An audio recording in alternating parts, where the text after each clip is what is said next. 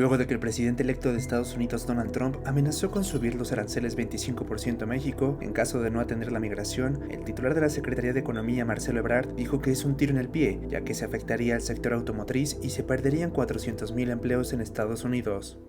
Por supuesto que hay un precedente remoto, que es la política que se siguió en los años 30, a partir de 1930, y que provocó en aquella época muchas dificultades porque se inició una guerra comercial que a la postre redujo el comercio y provocó muchos problemas. Pero el más reciente, relativamente, fue en 1971, con el presidente Richard Nixon. Él anunció un arancel de 10% a las importaciones de todos los países prácticamente. Fue un arancel general para negociar modificaciones a las políticas cambiarias de sus socios comerciales. O sea, fue un objetivo transaccional. Pongo 10% porque quiero que mis socios hagan modificación en su política cambiaria. Estas medidas generaron ¿qué cosa? Primero, incremento en los precios de los productos importados inmediatamente y una reducción en el poder adquisitivo de los consumidores estadounidenses. Entonces no lo pudieron mantener mucho tiempo por esa razón y duró más o menos 4 meses. Es decir, fue temporal y sí tuvo costos importantes para el consumidor norteamericano. Hay que estimar que ahora los efectos serían mucho mayores, porque en 1971, no solo porque allí era 10% y ahora se habla de 25%, sino porque en 1971 Estados Unidos solamente importaba 3.4% de su Producto Interno Bruto y hoy importa 12.7%, casi 13, 4 veces más grande.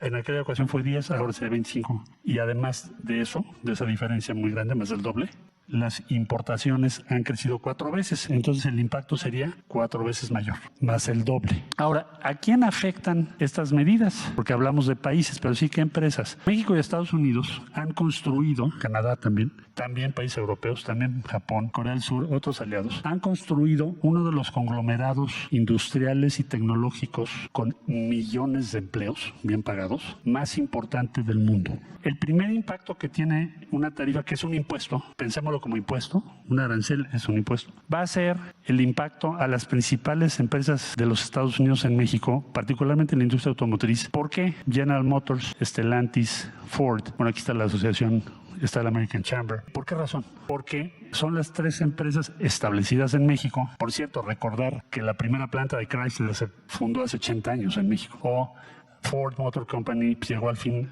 casi hace un siglo. Entonces estamos hablando de empresas que forman parte y son comunes, ayer decía la presidenta, son empresas comunes en función de esa integración, esa antigüedad y que producen un número impresionante de vehículos y son competitivos con todo el mundo. Entonces ese impuesto, imagínense 25%, la primera afectación son esas empresas que son las que más exportan. Entonces cuando dice el presidente Trump, voy a ponerle a México 25% porque exporta demasiado a Estados Unidos, lo que está diciendo es, dear fellows, we are going to impose, vamos a ponerles un impuesto a las empresas norteamericanas más importantes del mundo, de 25%, porque producen en México y exportan a Estados Unidos. Y si hubiese, por parte de Canadá y de México, que poner otros impuestos similares, que es lo que esperan muchos comentaristas, Financial Times, Wall Street Journal, en fin, porque es lo que ha pasado siempre, también se afectaría a estas 3 empresas. ¿Por qué? Porque son las que más exportan a México partes automotrices.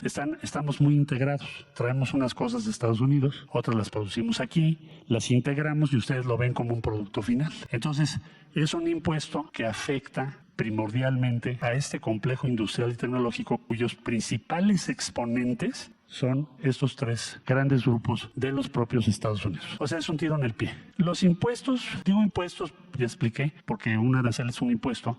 Los impuestos propuestos, o sea, el 25%, tendrán un impacto directo a las empresas, porque equivale a duplicar el impuesto sobre utilidades. ¿Cuál es el impuesto sobre las utilidades en Estados Unidos? Para Ford, General Motors, Stellantis y otras empresas. Imagínense todas las de autopartes, ya no les puse toda la lista porque no me cabe aquí. Son millones de empleos en Estados Unidos. Pagan, ahorita, esta es su estructura. Producto, de este producto, el 21% lo pagan en utilidades, impuestos. De repente le pones 25%. Entonces el impacto sobre las empresas es enorme. Más o menos pensamos que al final estos impuestos van a afectar al consumidor en los Estados Unidos, pero también a las empresas, y se perderían alrededor de 400,000 empleos. ¿Esto de dónde sacamos la cifra? Pues en los Estados Unidos, 400,000 empleos en Estados Unidos. Se perderían esos empleos y esto lo consulté con las diferentes empresas que tuve oportunidad de poder conversar entre el anuncio y el día de hoy, esta mañana, porque es lo que nos pidió la presidenta. presidenta. Entonces, la estimación la hace la Secretaría de Economía con la consulta a la industria automotriz y de autopartes y todos los empleos generados. Esto es Estados Unidos. Se le coloca 25% de impuesto a las empresas que ya describí, principalmente, aunque hay muchas otras, pero principalmente a esas, y puede afectar a 400,000 empleos en los Estados Unidos.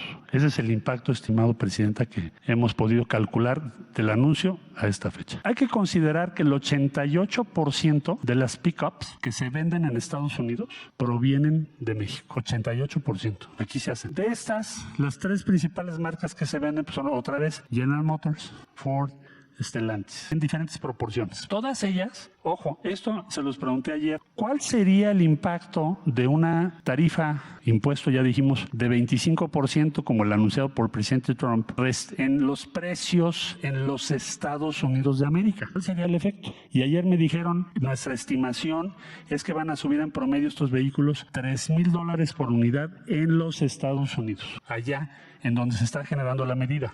Es como de explicarle a los ciudadanas y ciudadanos de los Estados Unidos que nos hacen favor de seguirnos, que el impacto de esta medida principal es en contra del consumidor en Estados Unidos y de las empresas de Estados Unidos, las tres más grandes empresas de la industria automotriz norteamericana. Por eso decimos, es un tiro en el pie. Ahora, nuestra visión, lo que nos ha pedido trabajar la presidenta Sheinbaum, bueno, el comercio en la región, o sea, ¿qué le vamos a plantear a la nueva administración? ¿Hacia dónde vamos a trabajar?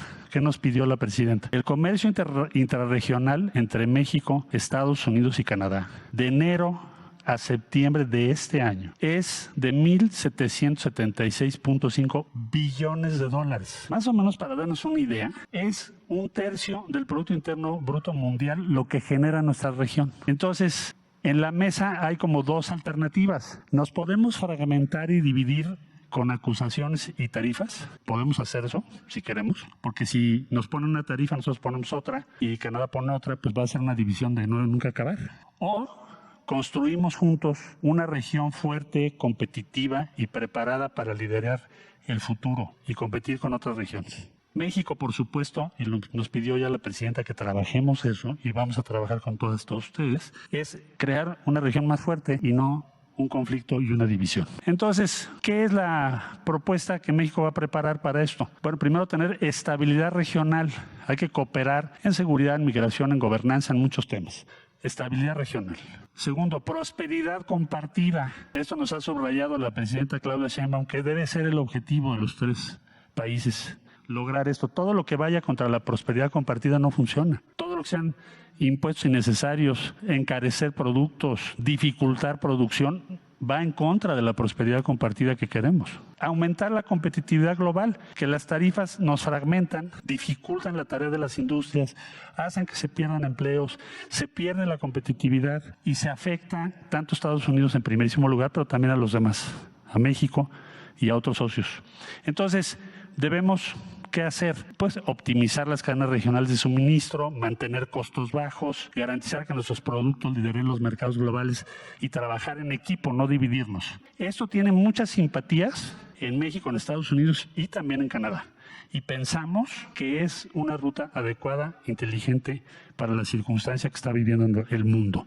Muchas personas me han llamado del anuncio para acá, presidenta, para mostrar su disposición, desde luego toda la industria automotriz, pero no solo la industria automotriz, la aeronáutica, la producción agropecuaria, bueno, todas las ramas financieras para apoyar la propuesta de México. Tiene un apoyo impresionante, muy amplio en los Estados Unidos y en todo el mundo. Presidenta, estamos ya trabajando en esto, en la línea que usted nos dio, y también estamos acelerando las conversaciones con la Unión Europea para terminar la modernización del acuerdo con la Unión Europea y acelerar los acuerdos con países como Brasil en Latinoamérica. Mantente informado con El Universal y suscríbete a nuestro canal.